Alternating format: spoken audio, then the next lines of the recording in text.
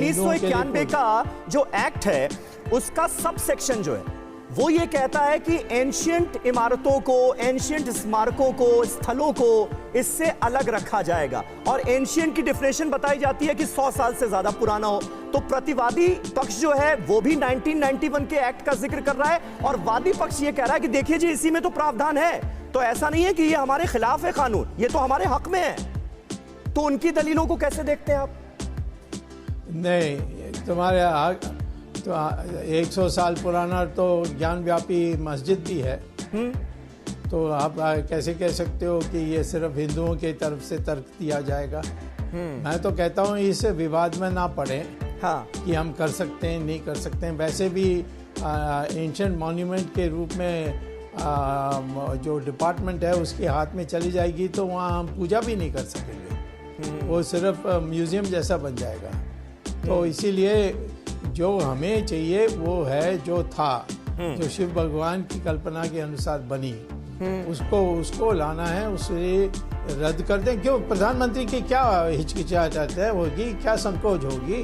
ये तो कांग्रेस सरकार ने ये एक्ट लाई, हमें पसंद नहीं, हमने विड्रॉ कर दिया, जो पहले था वही चलेगी। लेकिन स्वामी जी कोर्ट में हम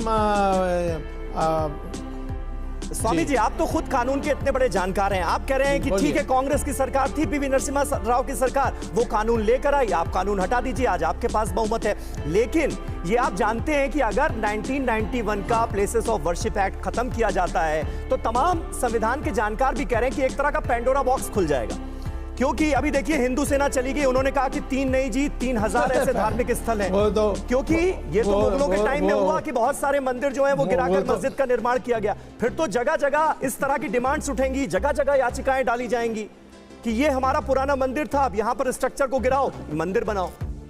तो ये स्थिति क्या ठीक रहेगी? वो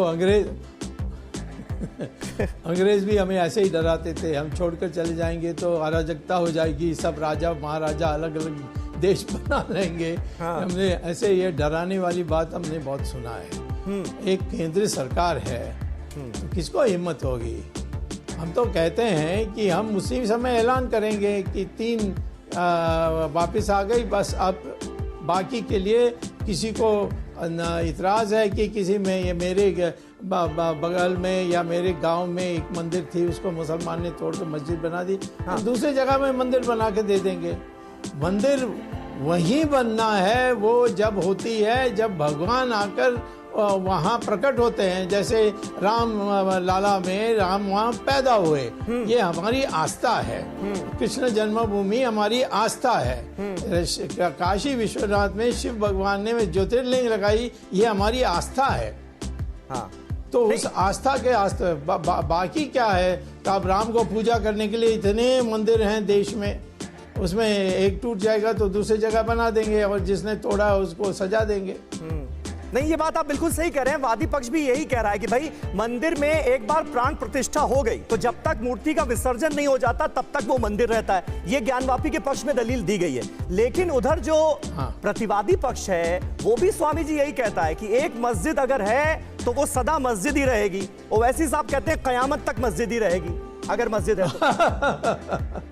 वो दिखाए कुरान में कहाँ लिखा है ये? वो दिखाए कि टर्की में रोज मंदिर तोड़ते हैं, सऊदी अरेबिया में जहाँ मक्का है वहाँ भी जिस बिल्डिंग बनाई थी मोहम्मद के कहने पे उसको भी तोड़ दिया। मुसलमानों के लिए 3 ही जगह है जो पुनीत है, एक है काबा, दूसरा है ये जो अल-अक्सा और तीसरा है जो तीसरा जगह है एक जहाँ मोहम्मद भाग के छिपे थे वो जगह। ये 3 जगह हैं जो पुनीत हैं जिसको कोई छू नहीं सकता।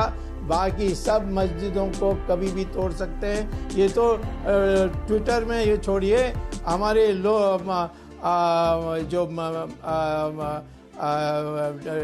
हमारे ऑनलाइन में जो आपको बताने वाले लोग हैं सब आपको दे देंगे, बता देंगे काम सर। ऑनलाइन में तो बहुत कुछ चल रहा है, ट्विटर पर, सोशल मीडिया पर तो बहुत कुछ चल रहा है स्वामी जी, अब उसका क्या ही जिक्र किया जाए।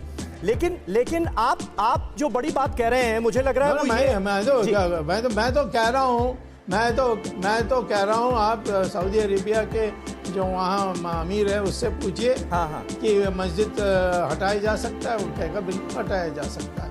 हमारे सुप्रीम कोर्ट के 5 जज की जो खंडपीठ थी, उसने जजमेंट दिया था 1996 में, 1994 में, जो बहुत मशहूर ये हो गया, Ismail Faruqui versus government of India, उसमें उन्होंने साफ कहा है मस्जिद हटाया जा सकता है और दूसरी जगह रखा जा सकता है, तोड़ा जा सकता है। नमाज पढ़ने के लिए कोई जगह विशेष आवश्यकता नहीं है।